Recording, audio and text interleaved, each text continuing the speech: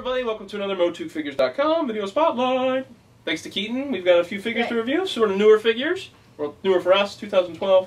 That's the way we roll on MOTUC figures. We don't get samples, right? So we got samples from Spy Monkey though. Yeah, they were cool. They sent us samples. But we don't get samples, so we just review toys we pick up. And Keaton asked for some He-Man guys for his birthday. He got 4 figures that I picked up for him. And so now we're taking a look at them. Mm-hmm. So this will give you an idea of if you should go to the aftermarket to pick it up or not. Since with MOTU Classics, you can't just go on their site and buy them. It'd be way too easy. So this time we're looking at Spikor. Spikor is a redo of the vintage figure. The vintage figure has, it's not like a removable armor piece. It's like the spikes are on the body, sort of. It's like these pieces that plug into the body.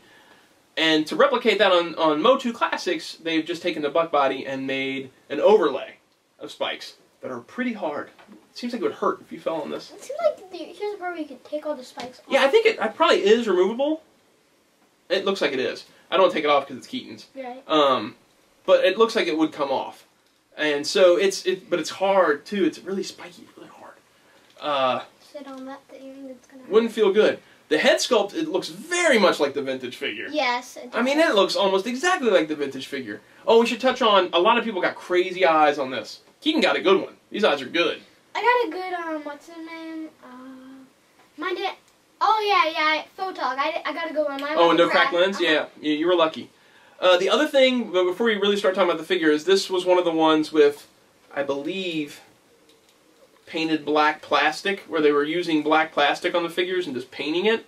But his is so nice that you can't see any black spots anywhere if it is indeed one of the black painted ones. And I think it was, if I remember right. For a while they were really cheaping out and using black plastic for the bodies and then painting over them, because it was cheaper to get black plastic, I guess, and paint it than it was to get the actual purple plastic. Kind of stinks to see some of the cutbacks on these figures compared to like the early ones. Mm-hmm.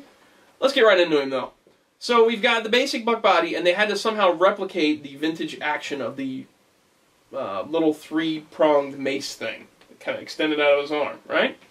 So we don't have action features, not the podcast, but the actual action features on the toys.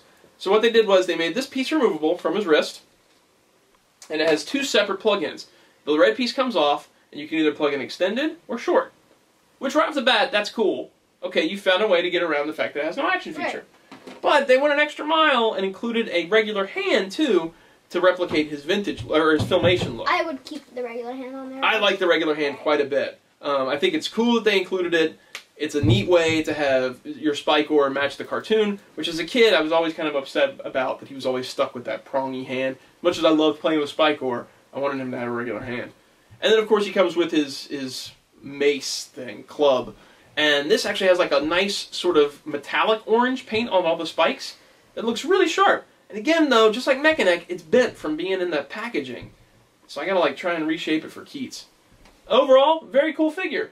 I've heard a lot of quality control problems though, so if you're gonna pick up one off eBay, I would get one that has an actual real picture of it with like the mailer off, as opposed to one that has like stock picture or something. Because finding one with good purple paint and without the cross-eyed crazy thing going on with the paint on the eyes. Up top, you have cross-eye. Okay.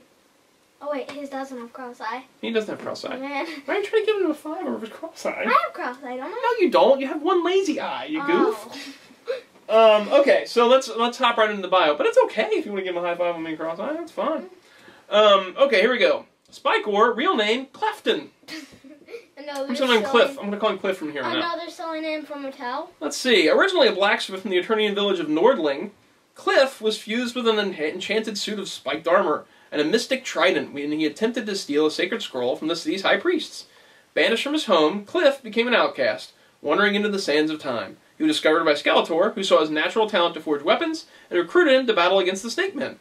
Now called Spikor, he served Skeletor by creating new arms and armor for the Overlord of Evil. Spikor uses his spike-studded body and trident arm as mighty weapons. I think that's a good bio. I like it.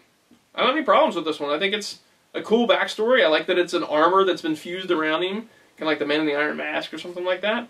I don't have a problem with this one. Wait. Oh, Outcast. My friend Isaiah would like him. We were doing like this roleplay thing. Yeah. People like get asked Outcast. Isaiah played the role of an outcast. Oh. Isaiah liked him. Okay. That's good to know.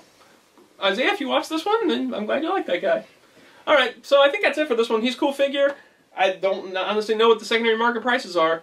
Again, like we said in the Mecha Neck video, the only ones they said are definitely not coming back in customer service stock are Fisto and Sorceress. Yes. So there's a chance he's going to come back. Yeah. Which is awesome because Fisto was great. Fisto's great. He's one of the best figures ever. So there's always a chance he'll show up in the customer service stock. Which I don't really buy into the whole tons of customer service stock. I don't know what I think they do fake sellouts. I don't know what that is. Ah, don't worry about it. No reason to rant. We're enjoying the figure, right? Yeah. Alright, so we're going to sign off and do another one.